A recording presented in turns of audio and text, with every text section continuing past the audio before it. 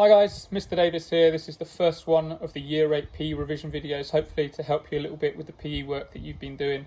This one's going to be all about muscles and movement, okay? So to begin with, I'm going to run you through very quickly some of the key muscles that you need to be aware of, and then once we've done that, we'll get into some of the details about how movement takes place at a joint, and we'll link it into some sporting actions. So very quickly to start with, this muscle here, the trapezius.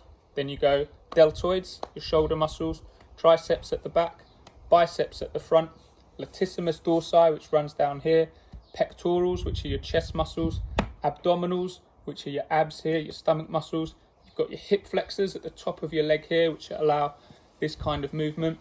You've got the quadriceps at the top here, hamstrings at the back, gastrocnemius, which are your calf muscles there, and tibialis anterior, which runs down the front of your shin. Okay, it's really important that you remember those. Now, when movement takes place, all movement will take place at a joint, which is like your elbow, your knee, your hip, your shoulder, and your ankle. Okay, and for that movement to happen, muscles have to work in pairs. One muscle will work and the other one will relax.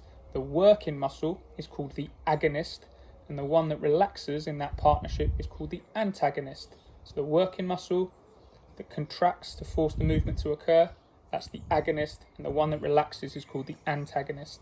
Okay, it has to happen together. So for example, your biceps and triceps are a pair, they're best friends, but they can only work, one of them can only work when the other one is relaxing.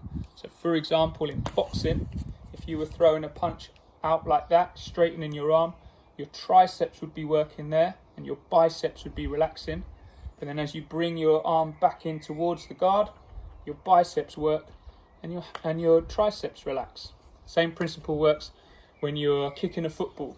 So when you bring your leg back to prepare to kick the ball, it's the hamstrings that are working and your quadriceps are relaxing.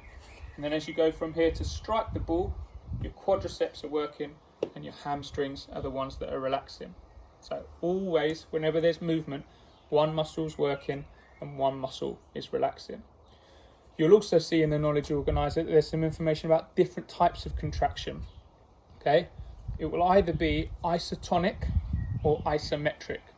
So we'll go with isometric to start with because it's an easy one to hopefully get your head around. So isometric is where the muscles are working, but there's no movement taking place. So for instance, if I was in a handstand, now unfortunately I can't demonstrate a handstand for you, but if I was doing a handstand in gymnastics, I'd be holding all my weight up, but there'd be no movement. So that's called an isometric contraction. There are other examples as well. If I was doing gymnastics and I was in that crucifix position on the rings, holding all my weight up, I'd be working really hard. That's called an isometric contraction. Okay.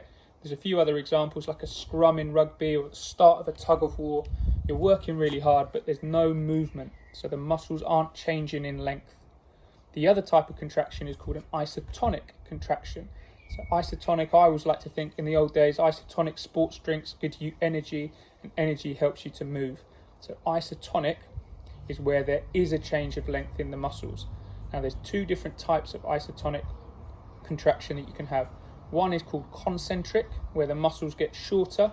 Most sporting movements are concentric, but you can also have eccentric, where the muscles get longer during the movement. Okay, so my example earlier, where I'm doing a punch in boxing, bringing it out and then bringing it back in again, that's both concentric. If I'm kicking a football, this is concentric and that's concentric. The key rule for eccentric muscle contraction is where you are moving and it's controlled lowering down. Okay, so for instance, during a squat, controlled downward movement as I squat down, that's eccentric. Okay, if I was lowering myself on a press up, so as I go down like that, that's controlled downward movement. I'm not just dropping down, and that again is an eccentric contraction. When I start to push myself up, I'm obviously not going down anymore, so that's then a concentric contraction. Okay, so if you've ever get a question where you're asked which one's eccentric, eccentric is any sporting movement where it's controlled downward movement. Okay, hopefully that's helped you get your head around some of that stuff. If you're in any way confused by anything, it's really important you just keep going through the knowledge organizer and hopefully that will help you. And if you've got any questions, obviously just contact your PE teacher. Great. Good luck.